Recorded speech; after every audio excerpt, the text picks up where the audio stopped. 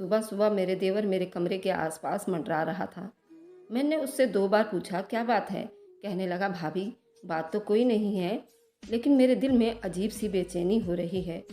उसकी बात सुनकर मैं परेशान हो गई, क्योंकि उसकी उम्र सिर्फ 16-17 साल थी और जब भी मुझसे बात करता एक ही शिकायत करता कि भाभी मेरे दिल में बहुत बेचैनी रहती है, और आज भी ऐसा ही हो रहा है। सुबह से मेरा देवर मेरे आगे पीछे घूम रहा था। कभी कहे चाय बना दो, कभी कहे कभी कोई चीज़ मांगे, ये ला कर दो वो ला कर दो। शायद उसकी तबीयत खराब है।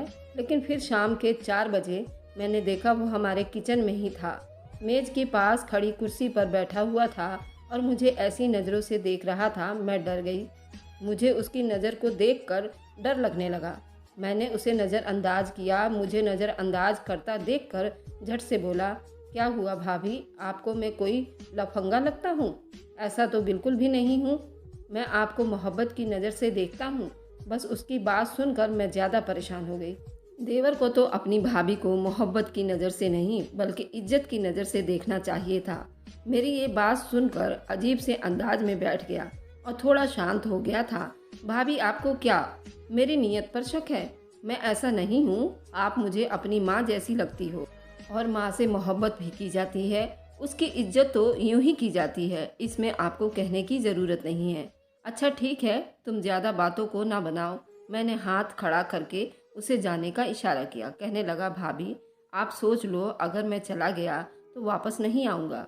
क्या मतलब? तुम वापस नहीं आओगे? जा कहाँ रहे हो? अपने कमरे में जा रहा हूँ, जाकर सो जाओ। मेरी ये बात सुनकर उसने अपने सर को अजीब से अंदाज में हिलाया और बोला, हाँ ठीक है, मैं अपने कमरे में ही जा रहा हूँ, लेकिन शायद याद रखिएगा, आपको मैं याद आऊँगा तो आप बहुत पछताओगी। उसकी इन बातों ने मुझे भी परेशान करके रखा था, लेकिन मैं भूली नहीं थी, क्योंकि मैं अपने देवर को मोहब्बत नहीं बल्कि उसको अपने छोटे बच्चों की तरह समझती थी। मेरे पति ने भी मुझे खास तौर से समझाया था कि मेरे छोटे भाई का ख्याल रखना, इसलिए मैं अपने देवर की किसी बात पर भी नाराज़ नहीं होती थी। लेकिन फिर रात का टाइम था। आज मेरे पति भी घर पर नहीं थे। वो कह रहे थे कि मैं 2 दिन के बाद आऊँगा, मुझे ज़रूरी मीटिंग है। शहर से बाहर चले गए थे।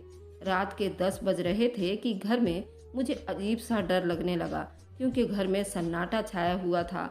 कहीं से भी इक्का दुक्का आवाज़ नहीं आ रही थी। मेरे तो हाथ पांव कांपने लगे। पति घर पर होता था तो मुझे कभी डर का एहसास नहीं हुआ, लेकिन आज मैं अकेली थी तो मुझे बार बार अपने आप से बेसहारा और अकेला महसूस हो रहा था। फिर मैंने सोचा कि मेरा देवर भी तो घर पर ही है, उसे बच्चा तो नहीं कहेंगे, पर है तो आदमी 16-17 साल का। अगर कुछ हुआ तो वह देख लेगा। लेकिन बात तो ये थी कि मैं अपने देवर के बारे में कुछ नहीं जानती थी। मुझे यहाँ आए बस 1 महीना ही हुआ था। इस घर के बारे में ज़्यादा नहीं जानती थी। फिर मुझे अपने देवर का ख्याल आया कि वह शाम के बाद से मुझे नज़र नहीं आया। उसके कमरे का दरवाज़ा भी अंदर से बंद था। अभी तक उसके कमरे से कोई आवाज़ नहीं आई थी, वरना शाम होते ही वह अपने कमरे से बाहर निकल जाता और मुझसे ज़रूर पूछता कि भाभी बाजार से कुछ लाना तो नहीं? अगर कहोगी तो मैं ला देता हूँ, बाद में भैया से पैसे लेकर आप मुझे दे देना। लेकिन आज वह शाम से ही बाहर नहीं आया था। मुझे उसकी फिक्र होने लगी। मैंने जाकर उसके कमरे के पास देखा था तो वह अंदर से किसी तरह की रोशनी भी नहीं आई और ना आवाज़ आ रही थी। मेरा दिल बैठने लगा। एक तो घर के अंदर और अकेला, ऊपर से मेरे देवर के कमरे में देखा भी था, पर मुझे लगता था जैसे मैं किसी अंधे कुएं में खड़ी हूँ और मेरे आसपास किसी तरह की कोई रोशनी नहीं है। मैं बार बार कमरे के दरवाजे पर जाती, मगर अंदर से कोई आवाज़ मुझे सुनाई नहीं देता। अब तो मेरे हाथ पांव और भी ठंडी पड़ने लगे। कहीं ऐसा तो नहीं हुआ कि मेरा देवर उस कमरे से चला गया हो और यहाँ पर कोई और बैठा हो, कोई बाहर से आकर यहाँ बैठ गया हो। मैं क्या करूँगी? ऐसा हुआ तो ये ख्याल दिल में आते ही मैं डर के कांपने लगी थी। मेरा दिमाग काम नहीं कर रहा था। लेकिन फिर ऐसा कैसे हो सकता था, जबकि कमरे का दरवाज़ा अंदर से बंद था और उस कमरे की कोई खिड़की भी नहीं खुली थी। मैंने जल्दी से जाकर अपने दराज में चाबियां ढूंढने लगी और उनमें से एक चाबी मुझे उस कमरे के भी मिल गई। मैंने जैसे ही कमरे का ताला खोला तो मारे डर के माथे से पसीना बह रहा था, लेकिन मैंने हिम्मत की और दरवाज़ा को पूरा खोल दिया। जब सामने देवर के बेड पर नज़र पड़ी तो एक पल के लिए मैं वहीं जम सी गई, और वह घटना मैं कभी नहीं भूल पाऊंगी। ऐसी घटना मैंने पहले कभी नहीं देखा था। मुझे आज भी जब वह घटना याद करती हूँ तो मेरे रोंगटे खड़े हो जाते हैं। मेरे सामने मेरा देवर औंधे मुंह अपने बिस्तर पर पड़ा हुआ था। उसे देखकर मेरी जान निकल गई। उसके मुंह से झाग फूट रही थी, आंखें लाल हो रही थी।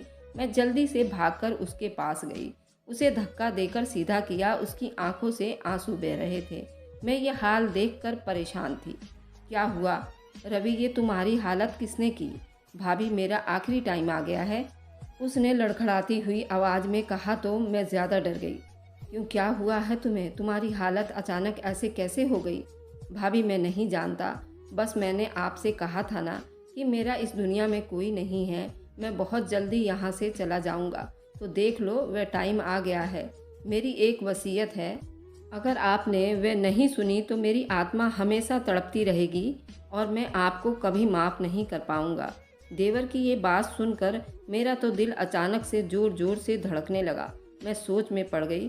किसी की भटकती आत्मा के पीछे मैं कभी भी अपनी ज़िंदगी को खराब नहीं करना चाहती। मैंने उससे बहुत सारे किस्से कहानियाँ पहले भी सुन रखे थे। ये बात सुनकर मेरे दिल में डर से उठने लगे। मैंने कहा, तुम जैसा कहोगे मैं वैसा ही करूँगी। कहने लगा, मेज पर मैंने वसीयत लिख रखी है। मुझे पहले से ही अपनी मौत का पता हो गया था, इसलिए मैंने ये वसीयत कर रखी है कि आप उसे पढ़ लें और उस पर जैसा लिखा है वैसा ही करना। बस अब मुझे अपने भगवान के नाम पढ़ने दो। मैं तो अब इस दुनिया से विदा हो चला। मुझे लगता है कि मेरी ज़िंदगी के बाद बड़े भैया की ज़िंदगी भी खतरे में है। उनका ख्याल रखिएगा। अगर आपने इन बातों पर काम नहीं किया तो बड़े भैया की ज़िंदगी को ज़्यादा खतरा होगा। इसलिए मैंने जैसा कहा है आप वैसा ही करना। देवर की बात सुनकर मेरे ज़मीन आसमान एक हो गए। फिर उसकी आंखें बंद हो गई। मैंने भी भगवान का नाम लिया। उसने वसीयत में लिखा था, उसने कहा कि मेरी लाश को औंधे मुंह रखना। मैंने ऐसा ही किया क्योंकि मैं किसी मुर्दे की बात को ठुकराकर अपनी ज़िंदगी नर्क नहीं बनाना चाहती थी। फिर मैंने साइड टेबल पर पड़े उस वसीयत को देखा तो उसमें जो बातें लिखी थी वे मेरे लिए बर्दाश्त करने के काबिल नहीं थी। लेकिन मैं क्या करती? एक मुर्दे की वसीयत को आप नज़रअंदाज भी नहीं कर सकते, क्योंकि वह आपको अपनी आखिरी टाइम में भरोसा करके जाता है। आप उसकी बात का अगर मान ना रखें तो आप हमेशा के लिए खुद को कोसते रहते हैं। वसीयत में लिखा था कि मुझे भैया के आने से पहले दफन कर दें, और दूसरा काम, किसी को भी मेरी मौत के बारे में नहीं बताना। और हाँ, मुझे दफन बाजार से कपड़े लाकर ना करना, बल्कि आप किसी भी कपड़े को इस्तेमाल करती हो उसे मेरी मिट्टी पर लपेट देना। मैं बहुत पापी हूँ। मैं आपके कुर्ते में दफन हो जाऊँगा तो मेरी ज़िंदगी हमेशा के लिए संवर जाएगी। लेकिन अगर ऐसा नहीं हुआ तो मैं भगवान को क्या मुंह दिखा पाऊंगा? मेरे पास तो पापों का पिटारा है। देवर की जज्बाती बातें सुनकर मेरी आंखों से आंसू बह रहे थे। उसने मना किया था कि किसी को भी उसकी मौत के बारे में नहीं बताना, जबकि मैंने अपने बड़े भाई को कॉल की, उसको अपने घर में होने वाली सारी घटना बता दिया। मेरा बड़ा भाई एक साधारण इंसान था। उसने कहा कि जैसा वसीयत में लिखा हुआ है तुम वैसा ही करना। ऐसा ना हो कि तुम कोई काम करो और फिर वह तुम्हारे लिए अच्छा ना हो। अगर तुम्हारे साथ कोई ऐसी वैसी समस्या हो जाएगी तो हम कहाँ जाएंगे? तुम्हें तो पता है कि हमारे घर के हालात अच्छे नहीं हैं। अगर ऐसे में उसकी आत्मा तुम्हारे पीछे पड़ गई तो हम तुम्हें कहाँ कहाँ लिए फिरेंगे। ऐसा है, जैसा वसीयत में लिखा है हम वैसा ही करेंगे। बाद में जीजा जी आएंगे तो देखा जाएगा। बड़े भाई की बातों ने मेरे हौसले और भी गिरा दिए थे। मैंने बड़े भैया को बुलाया और कहा कि आप ही मेरे देवर की क्रियाक्रम कीजिए। भाई ने कहा कि मैं पंडित जी को बुलाकर लाता हूँ, तुम आगे की तैयारी करो। हम उसका ऐसा ही बंदोबस्त करेंगे कि किसी को पता नहीं चलेगा। फिर तुम्हारे देवर ने भी तो मना कर रखा है। इन सारी बातों से उसने मना किया हुआ है तो तुम्हें भी रुक जाना चाहिए। ऐसा ना हो कि कोई आत्मा बाद में तुम्हें तंग करे। अपने भाई की बातों पर चलते चलते मैं ये भूल गई थी। ठीक है, इंसान को सब कुछ अपनी मर्जी से नहीं, कुछ भगवान की मर्जी से करना चाहिए। फिलहाल मैंने अपने भाई से कह दिया, उसने मेरे देवर की वसीयत के हिसाब से वही करना था। देवर को मेरा कुर्ता पहना दिया गया। जब उसने कुर्ता पहना तो मेरे तो जान ही निकल गई, क्योंकि मैं सोच रही थी कि मेरे पति के ऊपर इस घटना को लेकर क्या बीतेगी, क्योंकि दुनिया में उसके भाई के अलावा उसका और कोई नहीं था।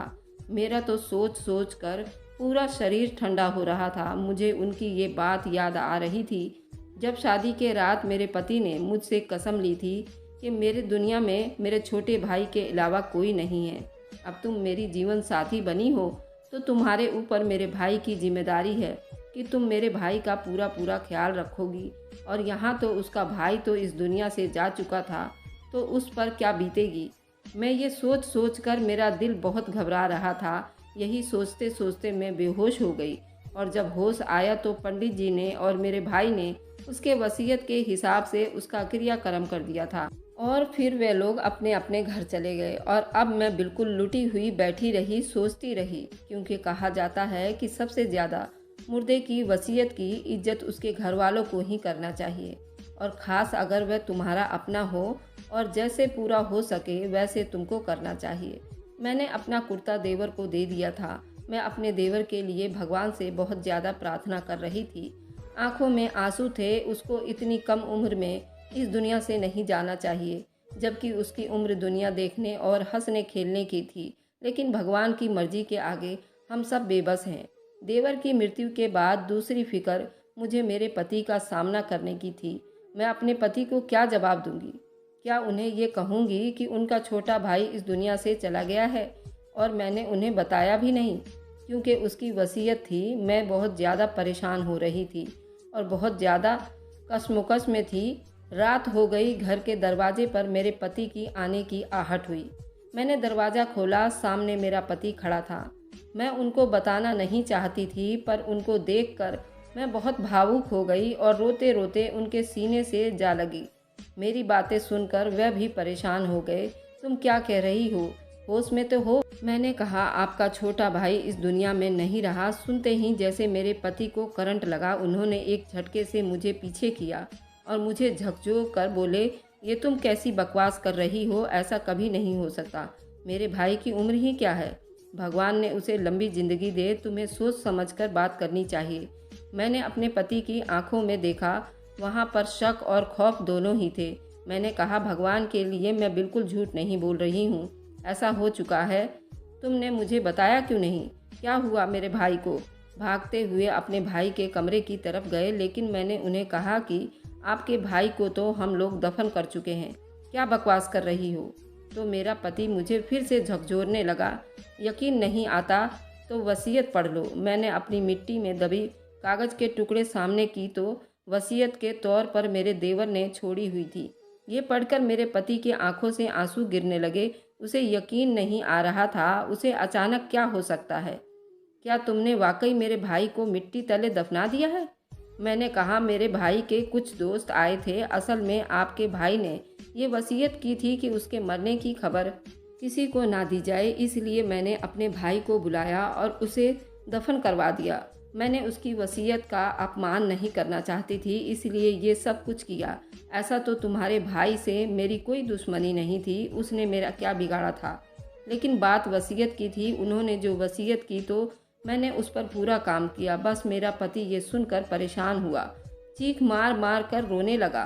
बोला कि ऐसा नहीं हो सकता, ज़रूर उसके पीछे कोई ना कोई वजह होगी, कोई ना कोई कहानी ज़रूर होगी। मेरा भाई इस हद तक मजबूर हो गया, उसने खुदकुशी की होगी। मैं अपने पति को यकीन दिलाने लगी कि ऐसा कुछ भी नहीं हुआ है। आपका भाई बिल्कुल ठीक ठाक था। फिर वह कमरे में चला गया। थोड़ी देर के बाद जब मैं कमरे में गई तो उसके मुंह से झाग निकल रहे थे। मेरा पति बस अपने कमरे में चला गया था और गुमसुम हैरान परेशान था। उसके मुंह से एक शब्द भी नहीं निकल रहा था। और जल्दी ही उन्हें नींद आ गई और मैं सारी रात न सो पाई।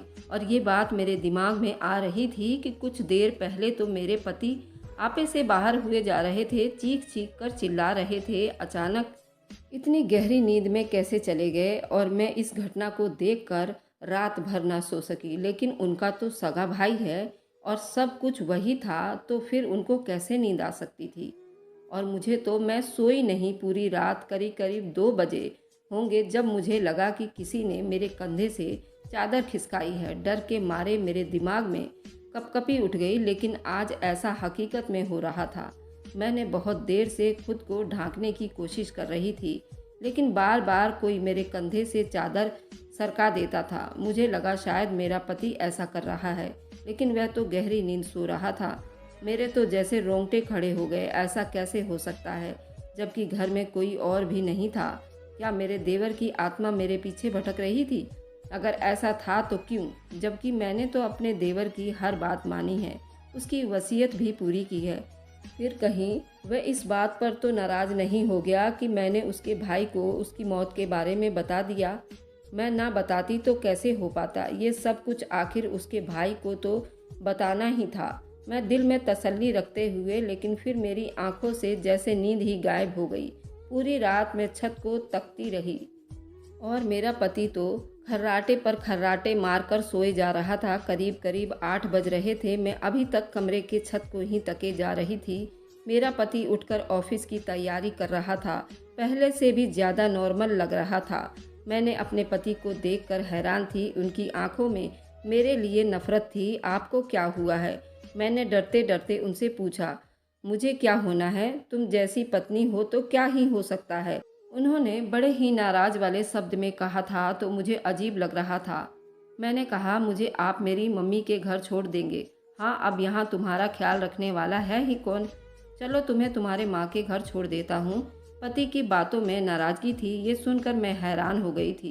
कल तो उन्हें अपने भाई के मरने का बहुत दुख था और आज वे सारी बातें भुलाकर मुझे ताने पर ताने दिए जा रहे थे। आखिर कोई बात तो थी जिसने उन्हें इस तरह बदल दिया था। मेरी समझ में नहीं आ रहा था, लेकिन फिलहाल मैं इन बातों पर गौर करने के बजाय मम्मी के घर जाना चाहती थी। तो मैं अपनी माँ के घर चली गई। जैसे ही मैं अपनी मम्मी के घर पहुँची, मैंने देखा दरवाजे पर ही मम्मी हैरान परेशान खड़ी मुझे ऐसे देख रही थी जैसे मैं कोई और इंसान हूँ। मेरी बेटी, जल्दी आओ। उन्होंने मुझे हाथ से पकड़कर और दूसरे कमरे में ले जाकर बंद कर दिया। अपनी माँ की ये हरकत देखकर मैं बहुत परेशान हो गई थी।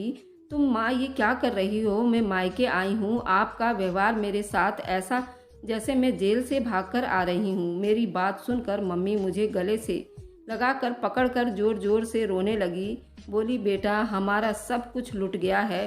अब हमारे साथ कौन है? तेरे पापा और भैया को तो पुलिस पकड़कर ले गई है। मैं तो बिल्कुल चौंक गई। पर क्यों? मेरा नाम अमरपाली है। मेरी कहानी कुछ ऐसी थी कि हम लोग बहुत गरीब थे। मेरे पापा और भाई मजदूरी किया करते थे तो घर का राशन चलता था, और मेरे भाई की शादी हो चुकी थी। उसके 2 बच्चे भी थे। भाई की भी इतनी अच्छी कमाई नहीं थी कि हम सबका पेट अच्छे से भर सके। मेरी शादी की चिंता भी मम्मी पापा को सताती रहती थी। जिस साइट पर मेरे पापा मजदूरी कर रहे थे, वहाँ एक ठेकेदार ने मेरे पापा से कहा, तुम मुझे बड़ी परेशान लग रहे हो, क्या बात है? क्या मैं तुम्हारी परेशानी जान सकता हूँ? मेरे पापा ने उनकी बात सुनकर बड़ी भावुक हो गए और उन्होंने अपनी सारी परेशानी बता दी। मेरी बेटी ने ग्रेजुएशन की है और मैं चाहता हूँ कि मेरी बेटी की अच्छी जगह शादी हो जाए। अगर आपके नज़र में कोई अच्छा लड़का हो तो मुझे ज़रूर बताना। अगले दिन ठेकेदार फिर से मेरे पापा के पास आकर मिला और कहा कि तुम बुरा ना मानो तो मैं तुमसे एक बात कहना चाहता हूँ। भला आपकी बात का मैं क्यों बुरा मानने लगा?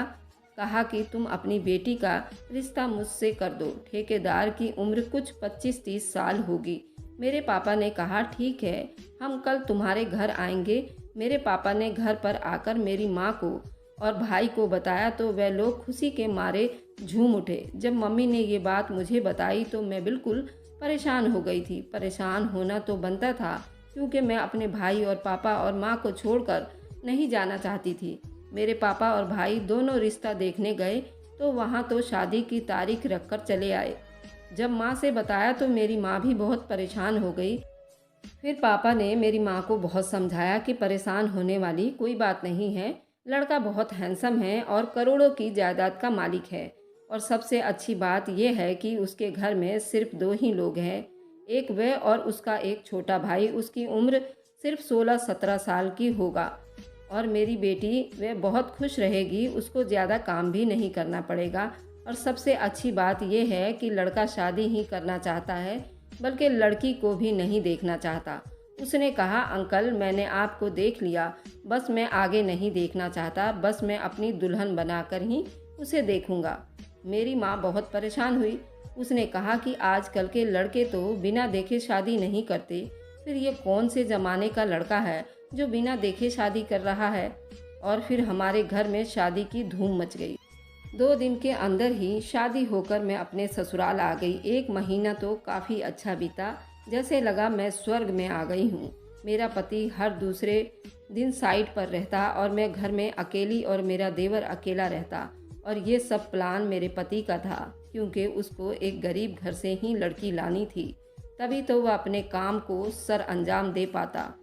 दरअसल बात ये थी कि मेरे देवर के नाम 50 लाख का जीवन बीमा थी और बिना मेरे देवर की मृत्यु के ये पैसे हासिल नहीं की जा सकती थी। तभी उसने अपने भाई के साथ मिलकर ये प्लान बनाया कि हम ऐसी लड़की लेकर आएंगे जो बिल्कुल ही गरीब घर से होगी और उसका भाई और पिता होंगे। बस उसको मेरा घर मिल गया था तो जल्द से जल्द उसने शादी करना अच्छा समझा और वे दोनों अपने प्लान में कामयाब हो गए। उसने अपने घर में चारों तरफ कैमरे लगवा दिए थे और ये वसीयत भी लिखी थी। उसने अपने भाई से कहा कि तुम मरने का नाटक करना और इतना नाटक करना कि मेरी पत्नी अपने भाई को बुला ले और वसीयत में कुछ ऐसा लिखना कि मेरी पत्नी तुम्हें घर में ही दफना दे। और ये सब कुछ उन लोगों ने प्लान के मुताबिक ही किया था। हम लोग गरीब और साधारण लोग थे और भगवान में विश्वास करने वाले लोग थे, तभी उनके चंगुल में फंस गए और मुझ पर जहर देने के जुर्म में हाफ मर्डर केस लगाया और मेरे भाई को जुर्म छुपाने के लिए जुर्म में उम्र कैद करवा दी। मेरे पापा को भी साथ साजिश में मिले हुए होने के कारण उनको भी गिरफ्तार करवा दिया। तभी मेरी माँ ये सदमा नहीं बर्दाश्त कर पाई और दिमागी मरीज हो गई थी। तभी मुझे देखा तो उसने कमरे में बंद कर दिया कि तुझे भी पुलिस पकड़कर ले जाएगी। और मेरे पति की तो पहले शादी हो चुकी थी, सिर्फ और सिर्फ पैसों के लिए ही तो उसने मुझसे शादी किया था। और उसका छोटा भाई जो मरने का नाटक कर रहा था, वह तो गैर कानूनी ढंग से वीज़ा पासपोर्ट लेकर दुबई जा बैठा था और हमें तो बुरी तरह फंसा दिया था। वह दोनों तो अपनी हंसी खुशी ज़िंदगी गुजार रहे थे। हम गरीबों के पास तो केस लड़ने के भी पैसे नहीं थे, ना ही हमारे पास कोई गवाह है। मेरे माँ और भाभी तो दर दर की ठोकरें खा रही हैं और हम तीनों यहाँ जेल में बैठे आंसू बहा रहे हैं, बिना जुर्म की सज़ा काट रहे हैं। मैंने जेल में बैठे अपनी कहानी आंसुओं से नहीं, खून से लिखी है। अब तो मेरा विश्वास भगवान से भी उठ चुका है, किस जन्म का बदला है। तो दोस्तों, मेरी कैसी लगी कहानी आप लोग कमेंट में ज़रूर बताइएगा। Thanks for watching, like and subscribe, bye bye.